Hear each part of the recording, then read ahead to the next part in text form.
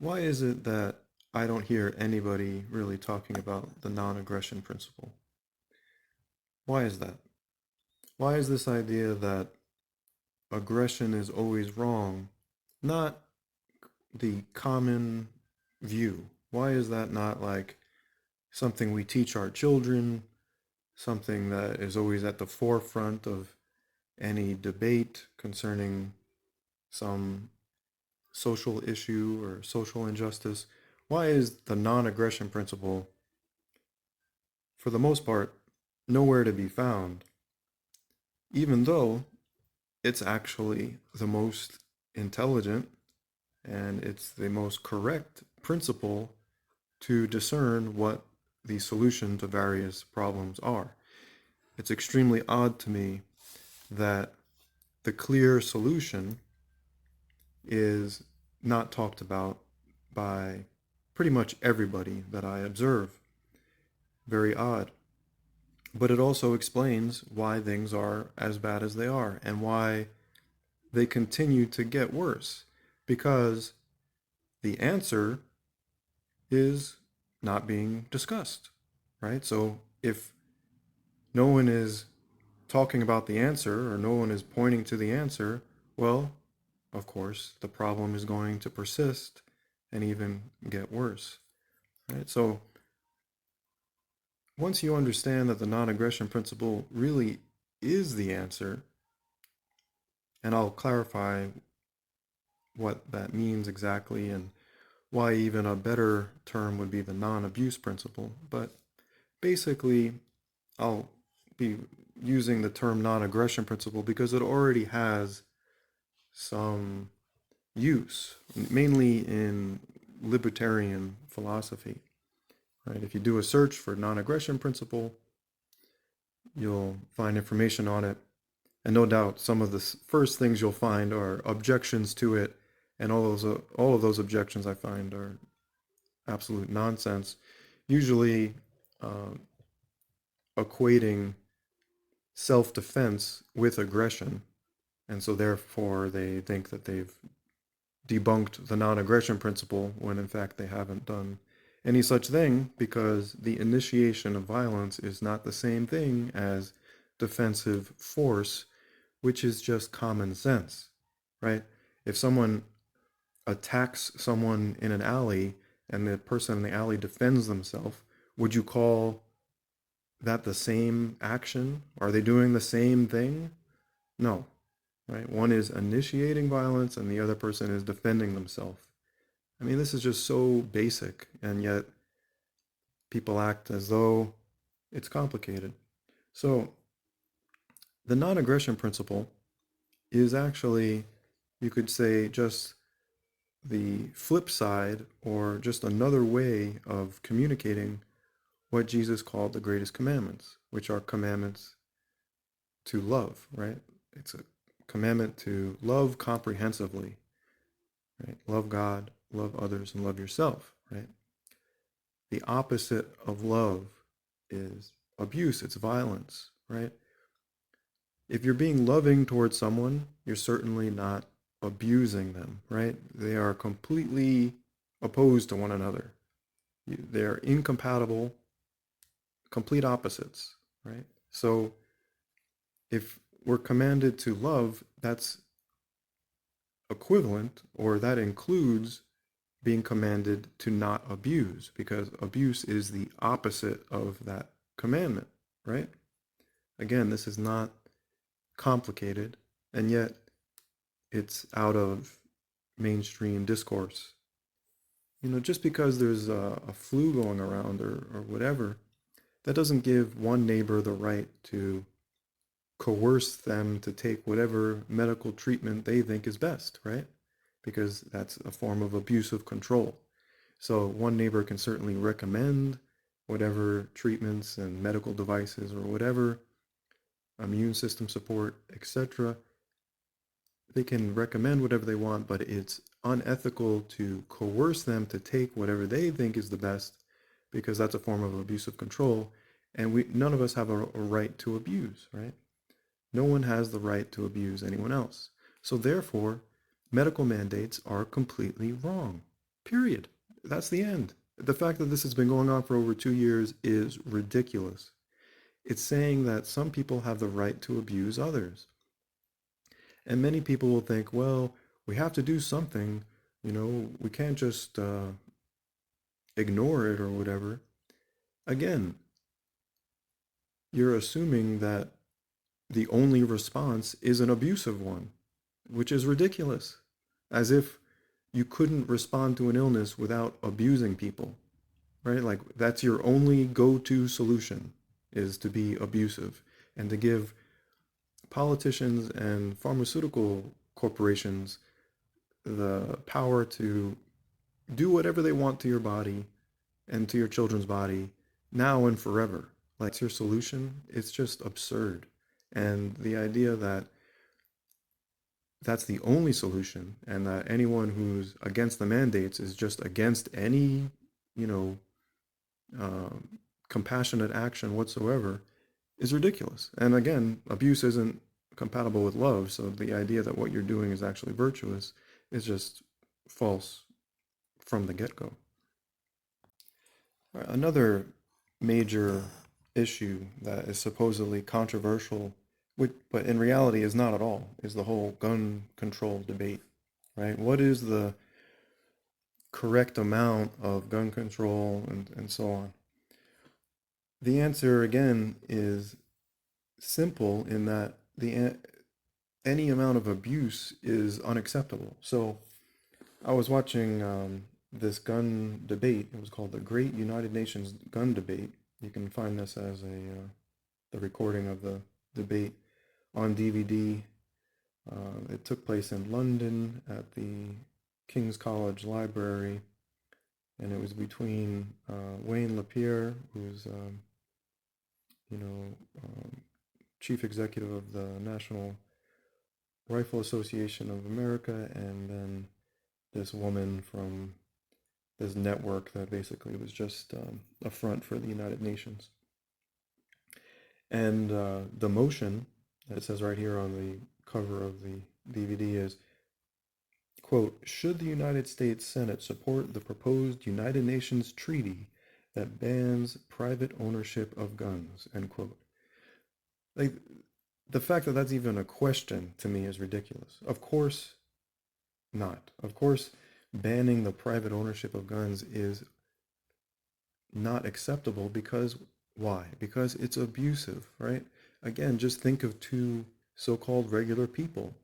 Would it be all right for one neighbor to go over to another neighbor and say, hey, do you have any firearms here?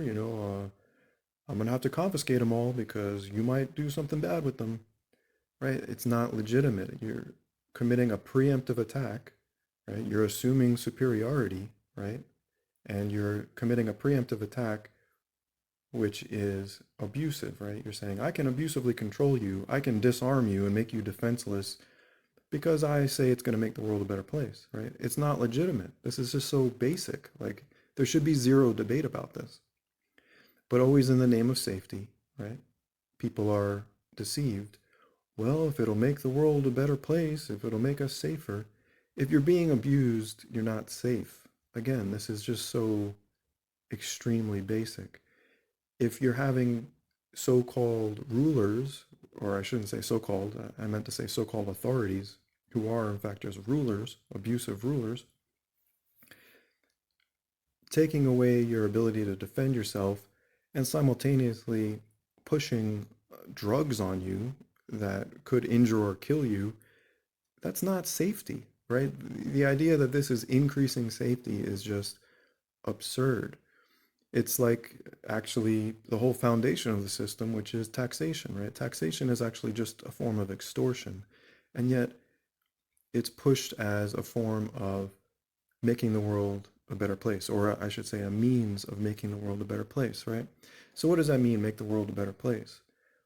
Well, abuse is not preferable, right? We don't want to undergo any abuse, right? So let's set up a system, a global system, a global strategy, or a global, you know, legal apparatus that extorts money from everybody automatically.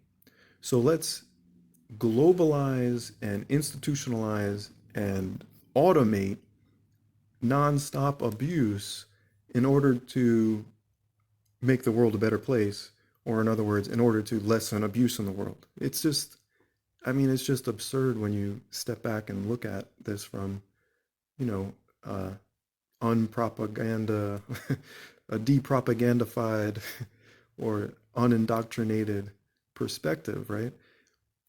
If you want to make the world a better place, the very last thing you would want to do is make abuse systematic, right? Globalize it and make it automatic. It's like the very opposite of making the world a better place. And yet people have been deceived into thinking that this is actually the means to lessening abuse by making it widespread and normalized and automatic, right? You're standardizing abuse in the name of reducing abuse, right? This makes no sense actually whatsoever. This is what I call, anarchism 101 versus the multi-headed hydra beast of indoctrination. That's the title of an article I put together that I'll link to below. So initiating violence is a form of abuse, and it's always wrong. It's wrong if there's a crisis. It's wrong if there's a big storm or a hurricane or a tornado. Still wrong. Still wrong to initiate violence. It's wrong if there is a health crisis. It's wrong if there's a alien attack. It's wrong in any conceivable circumstance.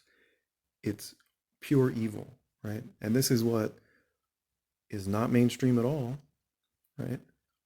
But in a sense it is. It's just that people don't recognize it, right? A lot of people believe, love is the answer, or they believe what Jesus said was the greatest commandments really is the way to go, but they don't just have that common sense, simple understanding. Well, then, if love is the answer, well, then the opposite of love would be not the answer, or something that we should always reject, right?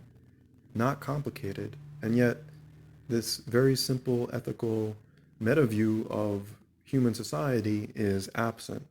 And that's why the world is so messed up, because we are following the false morality of false gods, to use the title of a different talk of mine, right? It's what has led to the downfall of humanity, simply following this false bunk morality that abuse is sometimes acceptable. It's not. It never is. You're just making matters worse.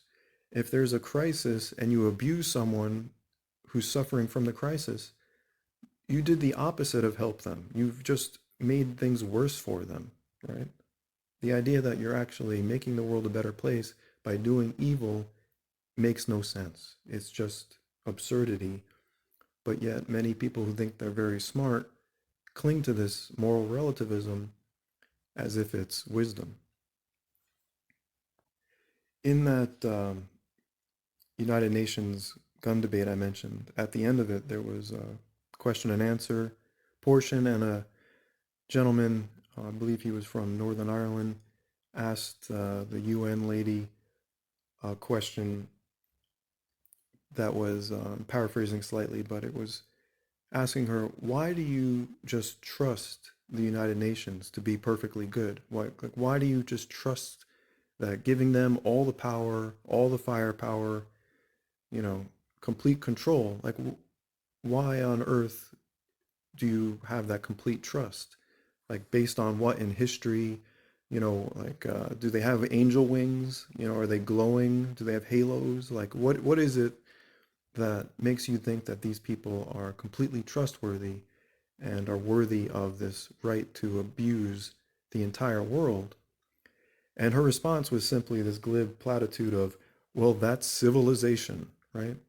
So we have platitudes, these statements that are given as supposedly wise understanding, wise perspective on life and society, that are nothing of the sort, right? That's civilization. That's meaningless. What does that mean? You're just saying, well, that's the way it is, or that's the way it has to be, Why does it have to be that way? Why do we have to give some people this special right to abuse everyone else? Like, why is that a good idea? There is no good explanation. And so that's why they just throw these platitudes like that's civilization, or, you know, well, we can't have anarchy, or they'll say something like, we can't just have people doing whatever they want, we're not a pack of wolves, or, they'll just throw these statements as if they're like these definitive, like ethical conclusions that are like based on sound reasoning and principle, when they're not at all. People are asking, why are you saying there's an exception to the rule against abuse? And they don't have a good answer. They just have these platitudes, right? And the irony is, by saying things like, oh, we can't let people just take the law into their own hands. Well, that's exactly what these rulers do, right? They don't care what you think. They don't care if you want to have a firearm to protect yourself and your family, right? They don't care about the law of love. They don't care about the non-aggression principle, right? They're disregarding all that, and they're just making up a new law, which is basically, I can do whatever I want. I can mandate whatever I want. I can control you in any way I want. If I want to control your life, down to the, um, where you can travel and what you have to put on your body and in your body, down to this, like I said, a micromanaged level. People are just giving them this power, thinking that they have this right to rule, right? And this is just old thinking, right? The divine right of kings, right? It's just absurdity to think that some people have this automatic superiority, and that automatic superiority gives them the right to abuse. Though that's the most crucial understanding that, again, I don't hear anybody talking about. If people could just focus on these two ideas, that no one has the right to abuse, right? And that people that claim that they have the right to abuse because they're supposedly superior aren't actually superior, that just clarifies so much. It's like, well, if I don't have the right to do this to someone else, why do they? They are not superior. They don't have a right to abuse. Preemptive attack, initiating violence against someone in the name of safety, isn't legitimate. I can't punch someone or disarm someone just because I think they might hurt someone, right? So it's just our own common sense ethics that are being contradicted constantly, right? Our God-given conscience is being replaced by this false morality, by false gods. That's the reason why the world is so messed up on so many issues, whether it's medical tyranny, whether it's the gun debate, or talking about taxation, or issues like abortion. These are not complicated issues. If you're initiating violence against someone, you're in the wrong, period. It doesn't matter what else is going on. It's that simple. And, they just keep increasing the level of abusive control. And people go along with it again, like in this defeatist manner, where they just sigh and see this progression towards less and less autonomy, less and less freedom, all in the name of safety, which just neglects the fact that if you're not free from tyranny, if you're not free from abuse, you're not safe, right? I mean, and this is just carrying over in all facets of life. The medical tyranny side is a huge example, in these years now, 2020 through 2022, but via technology as well, like even with our automobiles, right? There's just this progression of, you have less and less control over your vehicle, right? You can't even use a regular key anymore, right? It's got to be one of these wireless fobs, which are hackable, right? So you have less control over your vehicle, less defense from outside attack or infiltration, right? And then on top of that, they're moving the cars just more and more in this autonomous fashion, where they're run by computers, and which are connected to a wireless network or cellular or satellite, whatever. And who's ever on the other end of that wireless network can control your vehicle or turn it off if you're in violation of whatever code. So you're just losing more and more control over your life, your ability to travel. And of course, that's been going on with these passports saying, well, if you don't inject whatever the hell we say to inject you with, you can't get on a plane anymore. You can't travel anymore. It's just pure abuse of control. That abuse is never acceptable, including during a crisis, right? If you could just grasp that, you would reject these outright. It wouldn't matter what numbers they say are occurring or what new variant is, spreading or whatever. And, again, whether the illness is exactly like they say it is or not quite as bad or even worse, it doesn't matter because abuse is never an acceptable response to any crisis or to any situation. It's pure evil. When Jesus said, this is the greatest commandment to love, to love one another, that also is saying you should never abuse anyone. And he didn't say there was any exceptions. He didn't say unless there was a crisis, right? So this is the simple ethical truth that we need to grasp and hold on to and communicate not only to our families and neighbors and friends, but to anyone who is attempting to violate that or who is violating that, and just simply communicate them to them that you are being abusive and abuse is never acceptable. It doesn't matter if you say it's for the greater good. It doesn't matter if you say it's for safety, because abuse is never for the greater good, right? Abuse never increases safety. It's that simple. If you could just get that the idea that abuse can possibly increase safety or increase the good, if you could get that, that's an impossibility because it is the complete opposite of safety. It is the complete opposite of the good. Then there you have it. There's the solution. There shouldn't even be a debate about these things. There shouldn't be a debate about should we let the United Nations run the world, and disarm everybody. It's just a ridiculous question. Of course not.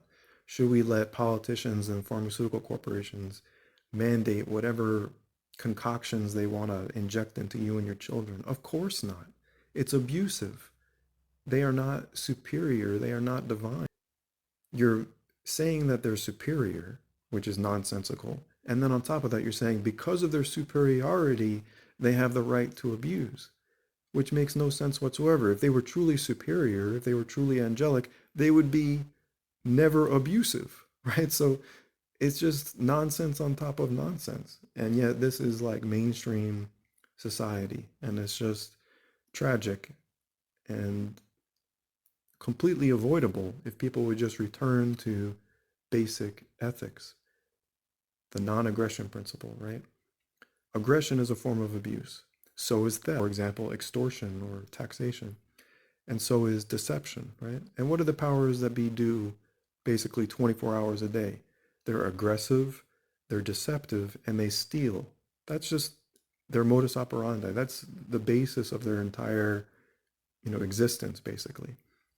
And yet we're supposed to think of them as, authorities worthy of worship. They're treated as idols. If you watch the news, you're just going to be distracted from these points constantly. They're never going to tell you these things. They're never going to be central to any debate because they clarify how they're illegitimate, right? They're going to be pushing fear on you and in the context of, and so this legitimizes our abuse, right? Oh, the numbers rose, so now we can be more abusive. Now we can